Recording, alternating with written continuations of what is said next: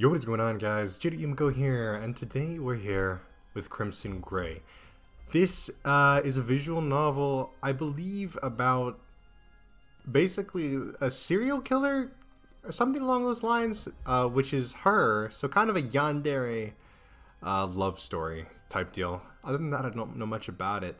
But without further ado, we're going to jump right into it. And remember, if you enjoy this video or this series or any other videos or series on my channel, then I highly recommend that you hit the subscribe button and turn on post notifications so you'll be notified when a new one of those videos comes out. Without further ado, let's get into it. Start.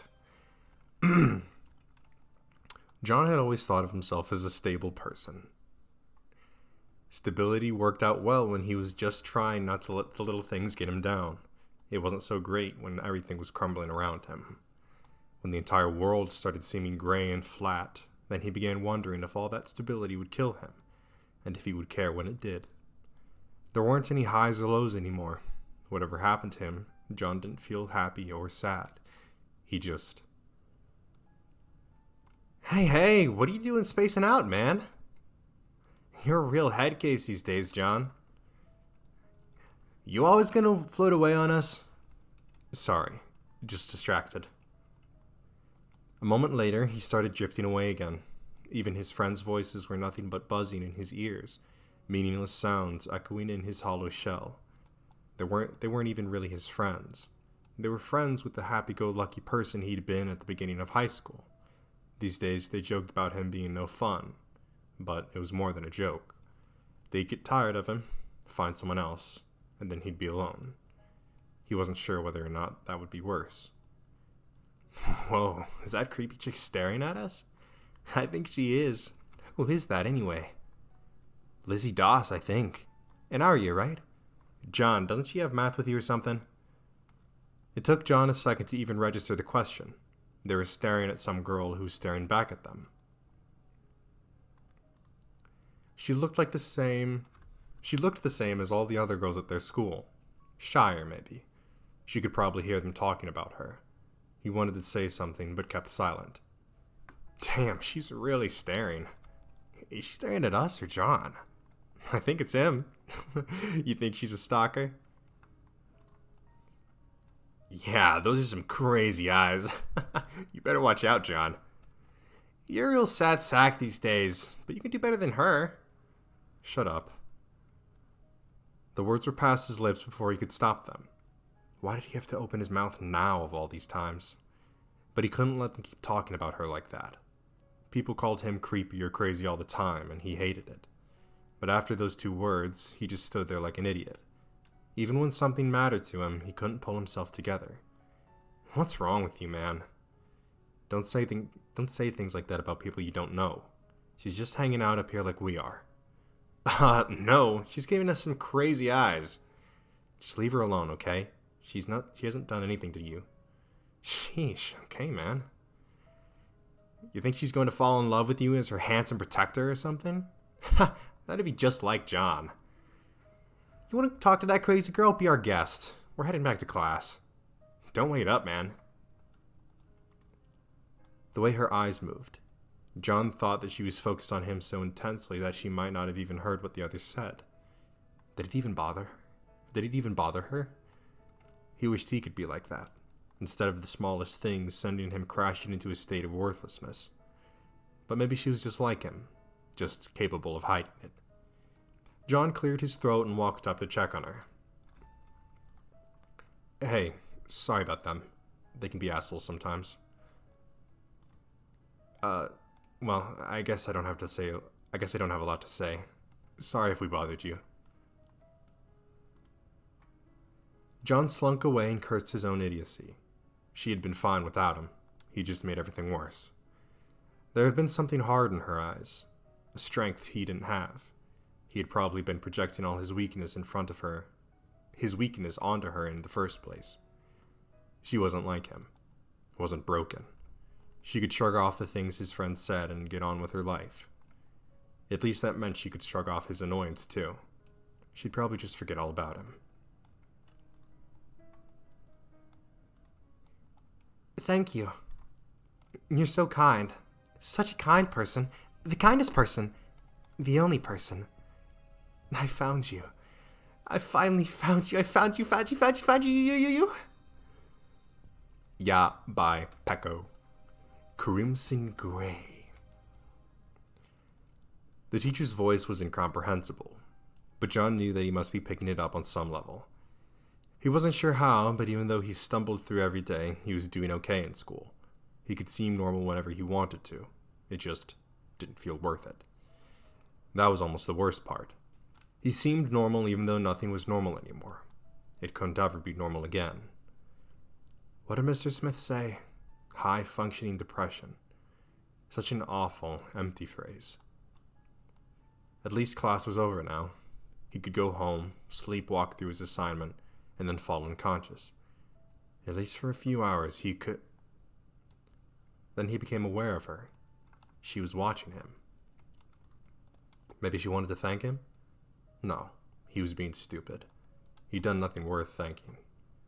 More likely she wanted something from him, or, most likely of all, maybe she didn't care about him and was imagining the whole thing. She was still staring, though.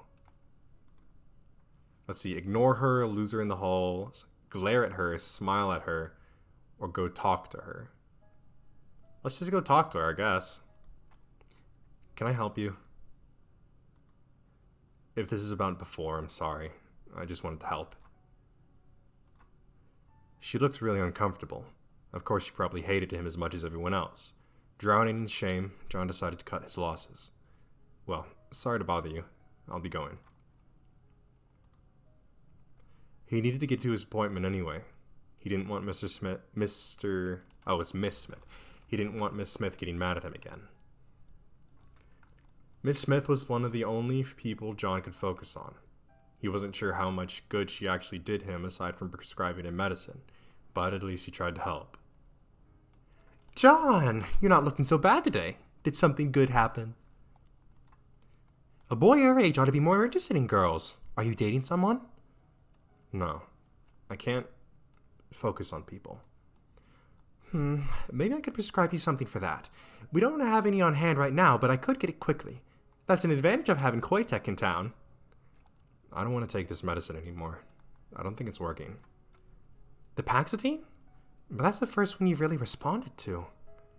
I feel worse. Everything's gray. Voices just echo. Can't I go back to a generic medicine? John, you need to understand that you are deeply clinically depressed. It's my professional opinion that you should, under no conditions, go off your medication. When you're getting used to a medication, there can be some initial side effects. Sometimes things have to get worse before they can get better, okay? Okay. All he heard was that he was too broken for any drug to fix. He was so worthless, even the newest drugs from Koitek didn't do anything. I'll renew your Praxidine prescription and see about getting you a complimentary drug. We'll figure this out yet, John. Now, why don't you lie over there and we can begin our session? Good. Get comfortable. Did anything special happen during the day today? No. It was a normal day. The therapy session quickly fell away into a meaningless buzz. For a short time, at least, he didn't feel the emptiness. Finally, or too soon, it was over. Miss Smith told him he was doing well and sent him on his way. John slumped back home, the house empty like always. Ever since his mother left, his father spent all his time working. He did his homework, he ate, he cleaned the dishes. He sat down in front of the TV and stared at it without turning it on. Somehow he dragged himself into bed and fell asleep. The routine used to be comforting, but now it was starting to erode his sanity. His mind had to crack eventually. Maybe it was already happening. For a second, he thought he saw a girl out the window. But no, there was nothing. Of course there wasn't. He really was losing it. Or was he? Another day. He had to face it somehow.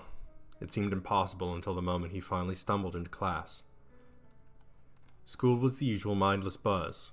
There was a job fair announced in third period, as if that meant anything at all.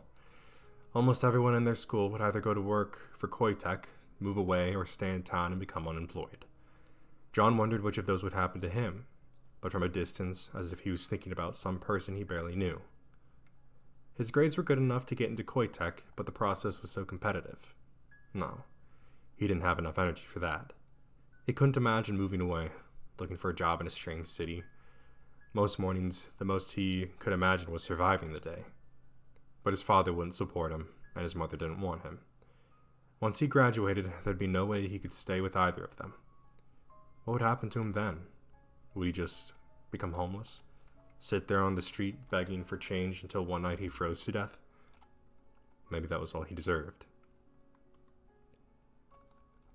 John, are you alright? Sorry, sir. I'm paying attention, honestly. I didn't ask that. I asked if you are alright. I'm fine. Well, be sure to talk to the counselor if you're feeling bad, alright? We're lucky to have someone like Miss Smith with us. He had to keep it together. He remembered the lessons, but if people were starting to think something was wrong, his control was slipping. He had enough time to visit his locker in between periods. There was more Paxton there. He still had an extra dose left for the day.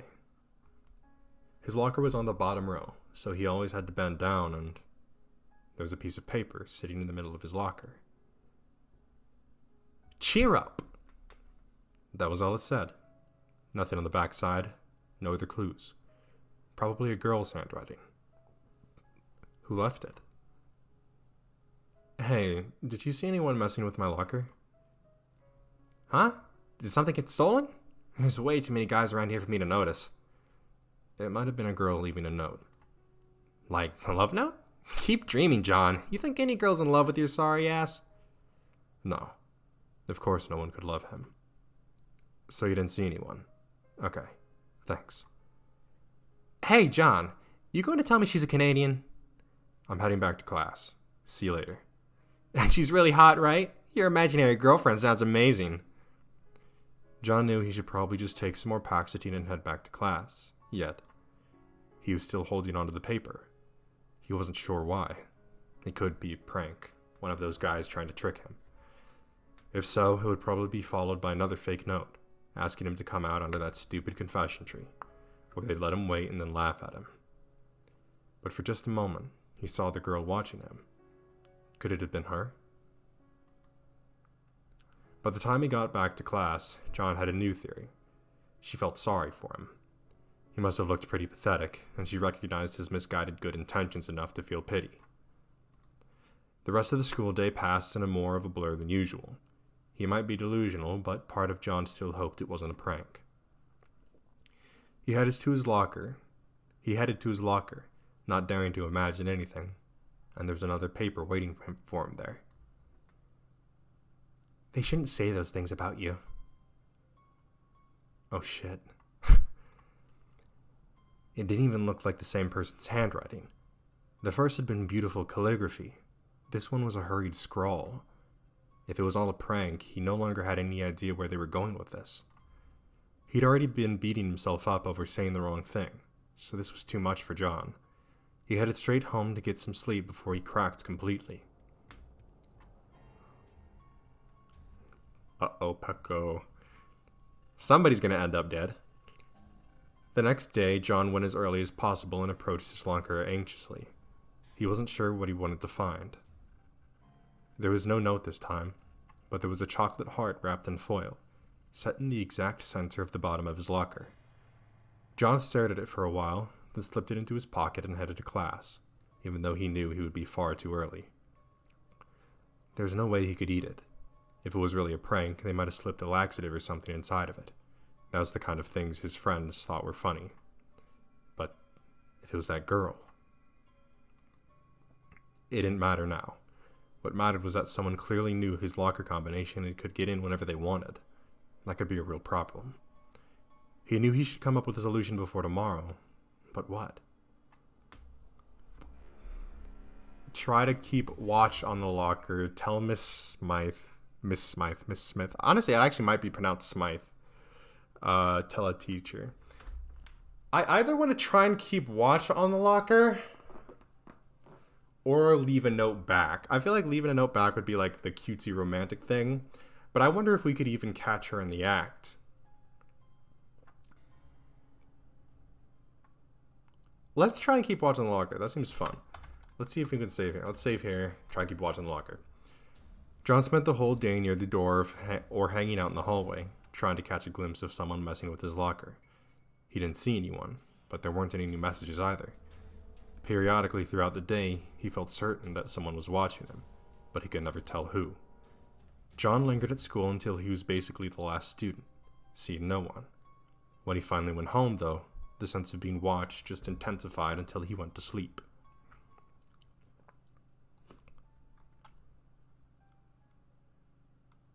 When he woke up the next day, he felt a little better. Things would be fine so long as he kept everything in perspective. Maybe. Making an effort to set the mystery of the locker aside, John went with his friends to the rooftop for lunch. They spread out on one side, enjoying the sight of the trees below. Midway through the meaningless conversation, John noticed that Lizzie was watching him from the far side of the roof. Her gaze was even more intense than before, so he uncomfortably tried to ignore her and focus on the conversation. Looks like the confession tree's in full bloom, huh? You really believe those stories? True love and all that? It works, man. I've got a buddy who just graduated. He swears he got so much pussy for confessing under it. Well, if he kept doing it, then it's not true love, is it? Come on, people have been confessing there for years. You seriously think everyone would confess under the tree if it did nothing? Nah, man, I think it's a tree of lust. It doesn't guarantee true love, just getting laid. If that's true, way more guys would be into it, but it's mostly girls from what I've seen. What do you think, John? I don't know. Don't be that way. You dream of a girl confessing to you under that tree, don't you? Yeah, like that crazy stalker chick. It'd make your heart go all flutter if she confessed, wouldn't it? That tree's magic, man. I'm telling you, even a sad sack like you could get lucky if you confessed there. Don't be stupid. It's just a tree. Whoa, someone has their panties in a twist. I'm telling you, everyone goes there to... Only because people like you keep telling these stories. There's nothing magic about the tree. People just believe it's special because everyone else says it is. Girls think the tree is romantic, so of course they're more likely to agree there, and the guys would have to turn someone down in front of an audience. That's all it is. Shit, man. What's wrong with you today? With an attitude like that, you're never gonna get a girl. You insulted the tree. No cockblock you now.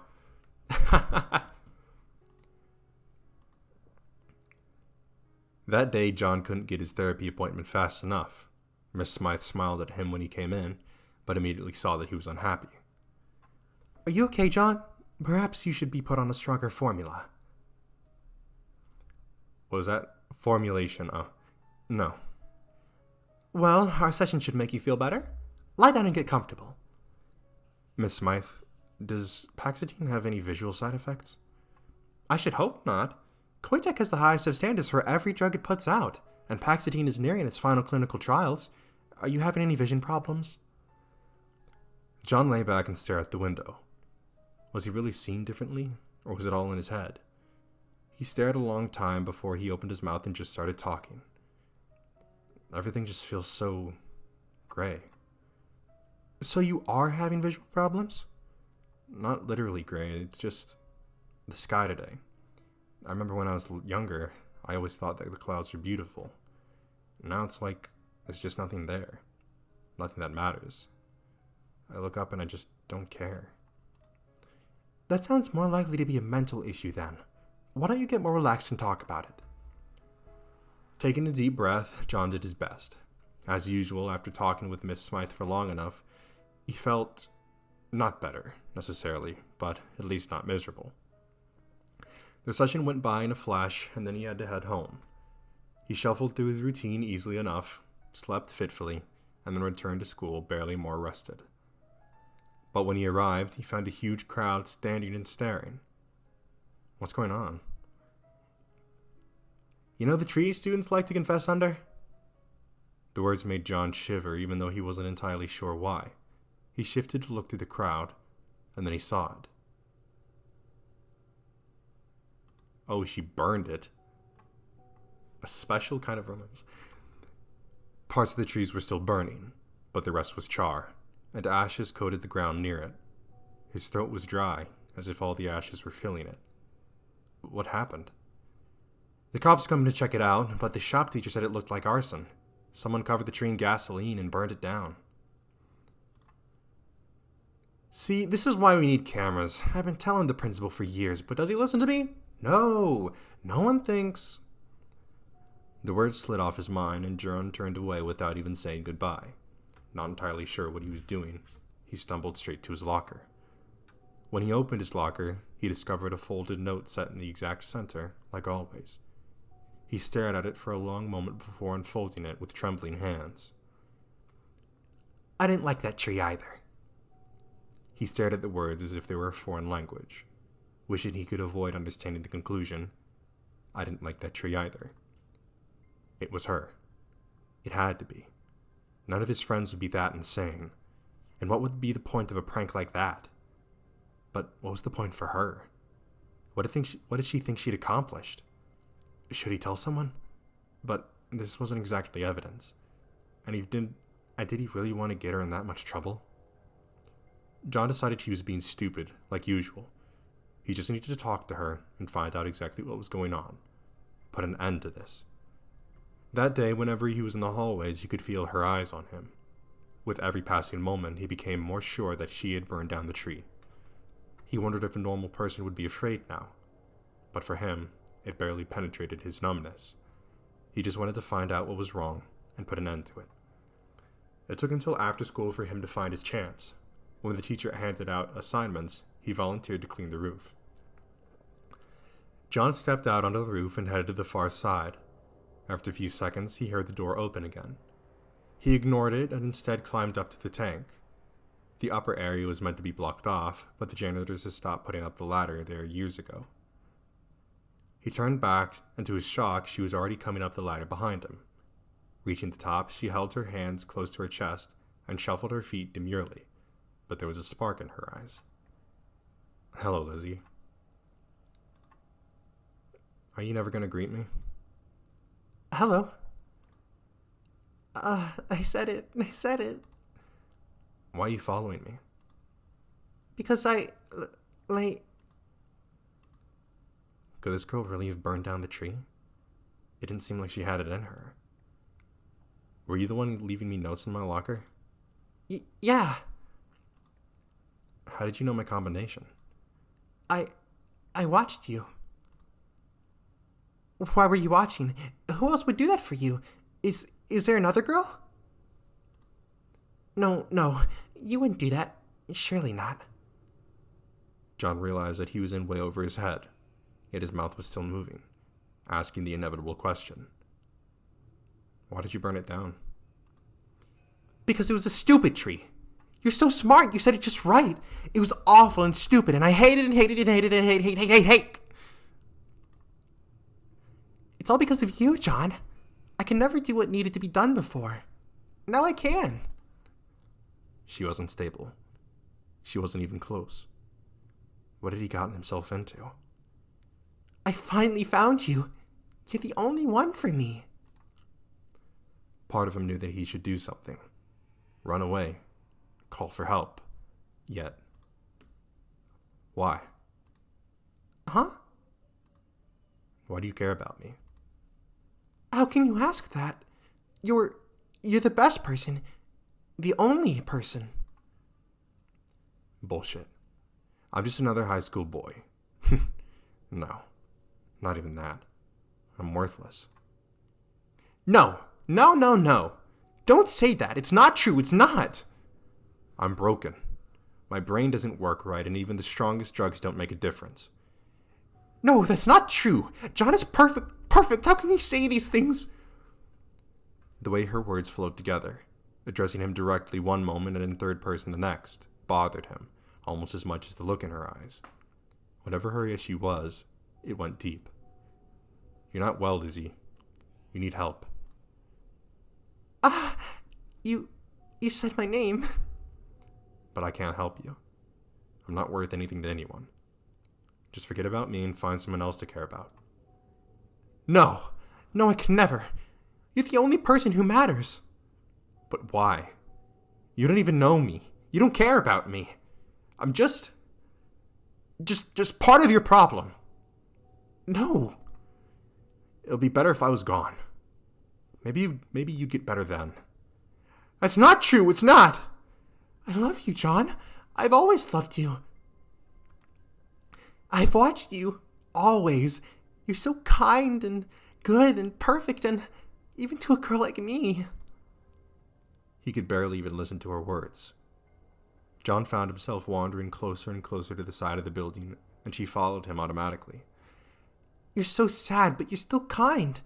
I don't know how. You should be broken like me, but you... I can't help you. If you want to help yourself, you need to forget about me and get real help. No, don't say that. You're confused. Yeah, confused. Poor John is so depressed that he's not thinking straight. He doesn't understand how much I love him. Uh-oh! He needs my help. The world froze for a moment as the knife glinted, and all he could do was stare at its edge. You just need somebody to take care of you. I'll stop everyone who says unkind things about you. No, I should just take you home and keep you there. Safe. Yes, you just need some help. Where the hell had she gotten that knife? Would she actually use it on him? A second later, John realized that was a foolish thought. This girl had burned down a tree because he said it was stupid. He had no idea if there were any limits on what she might do. And would it really matter? He'd spent nights lying in bed wishing he had never been born, wishing he had a way to end it all. You can't threaten me. John, get away from the edge. It's not safe. He took several steps to the very edge before she could stop him and turned around to face her. The back end of his shoes hung off the edge of the building. Nothing between him and a fatal fall. My life matters so much to you? Stop toying around with me. No, you don't understand. What do you even want? To stab me until I'm yours forever? Is that it? Never. John is so good and kind. I would never need to stab him. Please, come away. I'll take good care of you. You can't.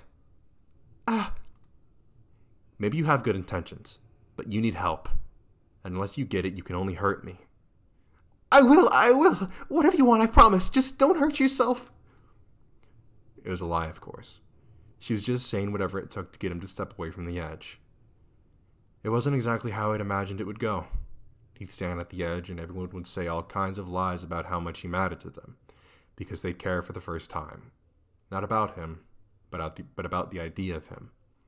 But the look in her eyes, that couldn't be faked. It might be a twisted love, but she loved him utterly. She needed help too. Maybe he could be the one to help her, assuming she didn't stab him. But what the hell was he leaving for anyway? Lizzie, would you make a promise with me? A promise? I'll step away. I'll talk to you, or let you leave notes in my locker, or whatever it is you want. But you have to listen to me and get some help. Can you do that? You promise? You promise you won't leave me if I say yes? I won't leave you, Lizzie. Forever? The answer was stuck in his throat, and he hesitated, wondering if he wasn't making a mistake and saying too much. But in the end, he swallowed and nodded. Forever. Now, set down the knife and I'll... Whoops! As he started to step away, John lost his balance and fell backward. Suddenly, he was in free fall. Nothing between him and cold pavement. At that moment, Lizzie lunged forward, insanely fast, and grabbed his wrist. Impossibly, she held him up. Her body was thin, yet somehow she had stopped his fall and held him up with one hand. Her eyes had a mixture of unstable fear and twisted desire. In that moment, he knew with absolute certainty that if he had fallen, she would have thrown himself off after him. You can't die, John. You're the only one. The only one. With that same incredible strength, she pulled him back up to the rooftop. Fortunately, she had left the knife behind when she lunged to catch him, but he was still anxious being so close to her. John, almost died. John, I love you. I won't let anything bad happen to you. It was clear she was completely unstable, but was she actually dangerous? She seemed to care about him more than anything. Or was he just so pathetic that he'd latch on to anyone who showed him the slightest sign of affection? Worthless. You'll keep your promise, right? Of course, of course. Then tomorrow, we'll go talk to someone. See if we can't get you some medication. Is that okay? If it's what John wants, then of course it's okay. Good. Then perhaps... But I want more than that. I love you, John. I've told you over and over. Don't you love me too? At least she was asking without the knife in her hand. But was there a good answer to that question? No. He had to think about it logically.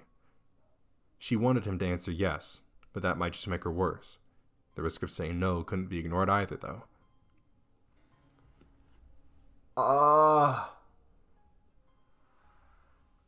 Fuck. Ah! Let's make a save here. Let's see. If we let her down gently... Fuck, this is hard. Because he's totally right. If I say yes... I mean, we have to say yes. If we say no, we're gonna get fucking killed. Lizzie, I don't know you very well yet. But despite all this, I think you're a good person. No, I'm awful. John is just being kind. And not answering the question. I want to get to know you better, Lizzie. Maybe then I could love you. You said it. You said it. John desperately hoped that wasn't a mistake. He hoped this all was a mistake. But he hadn't been stabbed yet. And after how today had gone, that was good enough for him. Then I'll see you later. Okay? I'll be watching you, but yes, later. You're not going to do anything crazy? No, John loves me. That's all that matters. We both need to get to class, but we'll talk tomorrow. Okay? Okay. The rest of the day was even more of a blur than usual. Everyone's voices not even echoing in his head. John could hardly believe what he had just done. It all seemed like a dream now. Had Lizzie really pulled a knife on him? Had he really threatened to jump off the school building? It made him wonder if he wasn't the insane one. But no, it had really happened. For better or for worse, he was stuck in the situation. Only when he was headed to bed did John realize that he felt strangely alive. Even better than after his therapy sessions. Maybe it was the brush with death. Maybe he was just having something to think about other than his pathetic existence. But he felt almost good. Maybe that meant he was crazy too. But right now, he was just glad to sleep soundly. Alright, that is a good spot to go ahead and leave it off on. So let's just save here. Yeah, let's go to main menu. Yes, I am sure. Alright, so we had a nice little introduction there. But obviously, Yandere, right? Burns down a tree, is insanely in love with me. We don't know why. We don't know where this is going to go, if she's actually going to get help, if she's actually going to get better, or if I'm just going to be fighting for my life the whole time. But stick around and you may find out. That's going to be it for this time. I hope you guys enjoyed. If you did, make sure to leave a like on the video. Tell me in the comment section below what you would like to see me play next. And if you enjoyed this video or this series, or any other videos or series on my channel, then I highly recommend that you hit the subscribe button and turn on post notifications so you can be notified whenever a new video comes out. That's going to be it for me. I'll see you in the next one.